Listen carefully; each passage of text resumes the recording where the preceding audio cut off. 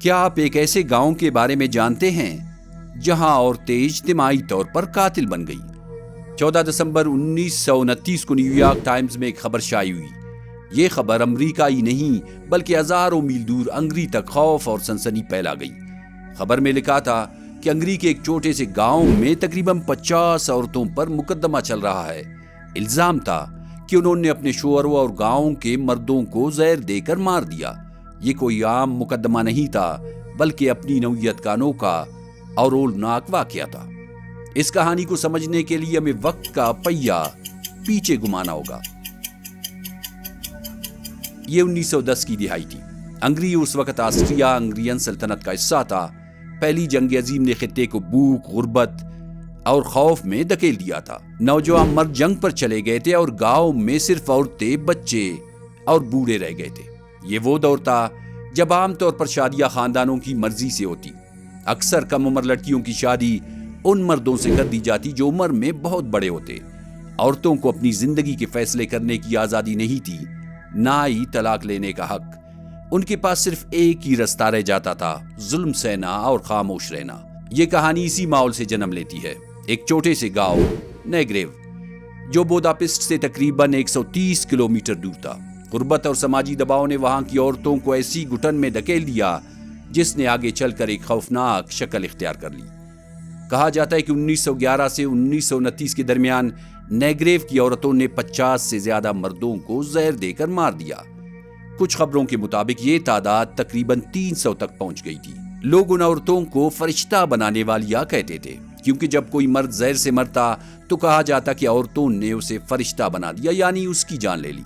لیکن سوال یہ تھا کہ عورتیں ایسا کیوں کر رہی تھی اور ان سب کے پیچھے کون تھی؟ یہاں ایک نام سامنے آتا ہے، یوجینا فزیکس۔ وہ گاؤں کی دائی تھی، عام دائی نہیں بلکہ ایسی جس کے ہاتھوں میں علاج نہیں بلکہ موت لکھی تھی۔ نیگریو میں کوئی ڈاکٹر نہیں تھا، اس لیے دائی ہونے کے ناطے علاج کا سارا بوجھ اسی پر تھا۔ وہ 1911 میں گاؤں آئی اور آہستہ آہستہ سب عورتوں کا اعتماد حاصل کر دیا۔ شہادتوں کے مطابق عورتوں کے اس پر بھروسہ کرنے کی دو بڑی وجوہات تھی۔ پہلی یہ کہ فزیکس کو دواؤں اور کیمیائی اجزاء کا گہرا علم تھا۔ وہ ایسے نسخے جانتی تھی جو عام دیہات میں کسی کو معلوم نہیں ہوتے تھے۔ دوسری وجہ یہ تھی کہ اس کے اپنے شوہر کا کوئی سراغ نہیں ملتا تھا۔ کوئی نہیں جانتا تھا کہ وہ کہاں ہے، زندہ بھی ہے یا مر چکا۔ یہی پراسراریت فزیکس کو اور زیادہ خوفناک اور پرکشش بنا دیتی تھی۔ ایک محقق لکھتے ہیں، چونکہ گاؤں میں کوئی ڈاکٹر نہیں تھا، اس لیے عورتوں نے فزیکس پر بھروسہ کرنا شروع کر دیا، اور یہی بھروسہ آگے چل کر ایک خوفناک سلسلے میں بدل گیا۔ وہ جب گاؤں کے گھروں میں جاتی تو اسے قریب سے نظر آتا کہ عورتوں کی زندگی کتنی مشکل ہے۔ شوہر اکثر بیویوں پر ظلم کرتے، مار پیٹ کرتے یا ان سے بے وفائی کرتے۔ یہ سب دیکھ کر فزیکس نے ایک ایسا کام شروع کیا جو اس وقت سختی سے ممنوع تھا، اسقاط عمل۔ اس زمانے میں اسقاط عمل کو بڑا جرم سمجھا جاتا تھا، اس لیے اس پر کئی بار مقدمات بھی چلے، وہ عدالت میں پیش بھی ہوئی، لیکن ہر بار قانون کے شکنجے سے نکل گئی۔ کبھی ثبوت نہ ملا، کبھی گواہ خاموش رہے اور کبھی اثر و رسوخ کام آیا۔ یوں وہ بار بار بچ نکلتی اور گاؤں کی عورتوں کا اعتماد مزید جیت لیتی۔ یہی وہ مرحلہ تھا جہاں عورتوں کو یقین ہو گیا کہ فزیکس ان کا ساتھ دے سکتی ہے، چاہے وہ کتنا ہی خطرناک یا ممنوعہ کام کیوں نہ کرے۔ رفتہ رفتہ نیگریو میں موت کا سلسلہ شروع ہوا۔ مرد بظاہر بیمار ہوتے، چند دن تڑپتے اور پھر مر جاتے۔ اصل میں ان کے کھانے یا پانی میں آرسینک ملا دیا جاتا تھا۔ یہ زہر استعمال کرنا فزیکس نے گاؤں کی عورتوں کو بھی سکھا دیا تھا۔ یہ زہر اتنا خاموش ہتھیار بن گیا کہ لوگ مرنے والوں کو خاموشی سے قبرستان میں دفن کرتے مگر آواز نہیں اٹھاتے، کیونکہ یہ سب کچھ ایک خاموش معاہدے کے تحت ہو رہا تھا، گاؤں کی عورتوں کی مرضی سے۔ وقت گزرتا گیا اور نیگریو کے بارے میں باہر کی دنیا کو خبر ہونے لگی۔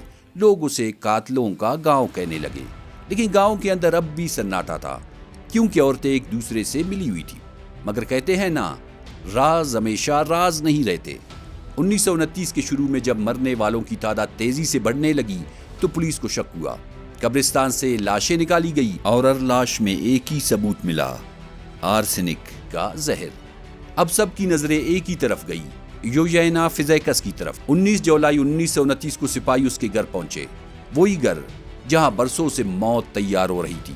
فزیکس نے سپاہیوں کو آتا دیکھا، فوراً سمجھ گئی کہ اب بچنے کا کوئی رستہ نہیں۔ اس نے وہی زہر اٹھایا جو دوسروں کے لیے تیار کر رہی تھی اور ایک ہی گھونٹ میں اپنی زندگی ختم کر لی۔ وہ زمین پر گری اور وہی مر گئی پولیس کے ہاتھ لگنے سے پہلے۔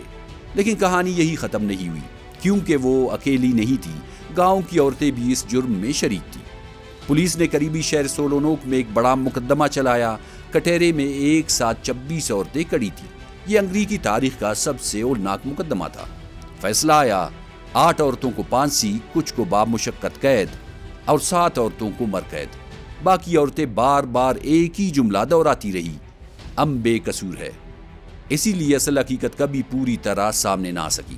مورخین کے مطابق کچھ عورتوں نے غربت، بھوک اور گھریلو تشدد سے تنگ آ کر جرم کا رستہ اختیار کیا۔ لیکن اس جرم کے پیچھے ایک اور پہلو بھی تھا۔ جنگ عظیم اول کے دوران جب مرد محاذ پر تھے تو گاؤں میں روسی قیدی لائے گئے۔ انہی دنوں عورتوں نے ان قیدیوں سے تعلقات قائم کیے۔ ان رشتوں نے عورتوں کو پہلی بار آزادی کا ذائقہ چکھا دیا، مگر جیسی ہی جنگ ختم ہوئی، مرد واپس آئے، وہ آزادی چھن گئی۔ عورتیں پھر اسی جبر اور قید میں پھنس گئی۔ کچھ مورخین کے مطابق یہ وہ لمحہ تھا جب انہوں نے اپنے شوہروں کو زہر دے کر رستہ صاف کرنے کا فیصلہ کیا۔ 1950 کی دہائی میں ایک مورخ نے جیل میں ایک بوڑھے کسان سے ملاقات کی۔ اس کسان نے چونکا دینے والی بات کہی۔ ان کا کہنا تھا کہ نیگریو کی عورتیں صدیوں سے اپنے مردوں کو قتل کرتی آئی ہے۔ یقیناً یہ ایک دیہاتی کی بات تھی، کوئی ثبوت نہیں، مگر اس نے یہ ضرور دکھا دیا کہ گاؤں والے خود بھی اس واقعہ کو کوئی نئی شروعات نہیں سمجھتے تھے، بلکہ ایک پرانی روایت کا حصہ مانتے تھے۔ البتہ ان واقعات کے بعد نیگریو میں ایک عجیب تبدیلی آئی۔ مرد اپنی بیویوں کے ساتھ نرم اور محتاط ہو گئے، گویا موت کے خوف نے ہی برابری سکھا دی۔ دوستو، یہ تھی نیگریو کی کہانی، ایک ایسا گاؤں جہاں عورتوں نے ظلم سہنے کے بجائے موت کو ہتھیار بنا لیا۔ یہ صرف قتل کی داستان نہیں، بلکہ اس گھٹن اور نا امیدی کی تصویر تھی جس نے عورتوں کو اس انتہا پر پہنچا دیا۔ نیگریو آج بھی قاتلوں کا گاؤں کہلاتا ہے، اور تاریخ ہمیشہ یاد رکھے گی وہ دن جب ایک گاؤں کی عورتیں اجتماعی طور پر قاتل بن گئی۔ یہ کہانی ہمیں یہ سوچنے پر مجبور کرتی ہے، جب انصاف اور آزادی کا دروازہ بند کر دیا جائے تو وہ دروازہ زہر کی بوتل سے بھی کھل سکتا ہے۔ دیکھنے اور سننے کا شکریہ۔ اللہ حافظ۔